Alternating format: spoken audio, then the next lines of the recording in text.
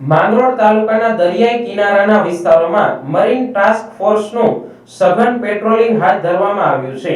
માંગરોળ બંદરના દરિયા કિનારે marine sector leader માંગરોળની કચેરી દ્વારા આજે માંગરોળ બંદરથી મકતુપુર સુધી મરીન કમાન્ડોની અલગ-અલગ હિટ ટીમો બનાવી સઘન ફૂટ પેટ્રોલિંગ કરવામાં આવ્યું હતું. આ પેટ્રોલિંગનો મુખ્ય ઉદ્દેશ દરિયાઈ સુરક્ષા સુનિશ્ચિત કરવાનો હતો. સામાન્ય રીતે આતંકવાદી ઘટનાઓ પછીનો સમયગાળો અત્યંત સંવેદનશીલ હોય છે. જો કે હાઈ એલર્ટ બાદ પરિસ્થિતિ સામાન્ય બન્યા પછી સતત તકેદારી રાખવી અત્યંત મહત્વપૂર્ણ છે, જેથી ભવિષ્યમાં કોઈ અનિચ્છનીય ઘટના ટાળી શકાય.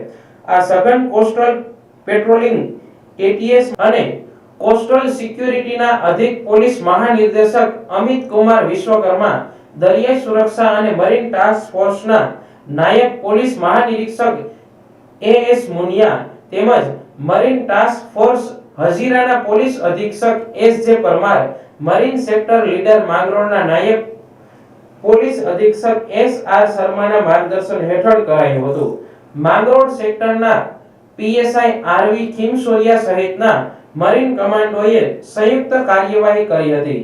માંગરોળ તાલુકાના દરિયા કિનારાના માંગરોળ બંદરથી મકતુપુર સુધીના સમગ્ર કોસ્ટલ વિસ્તારમાં સઘન ફૂટ પેટ્રોલિંગ હાથ ધરવામાં આવ્યું હતું.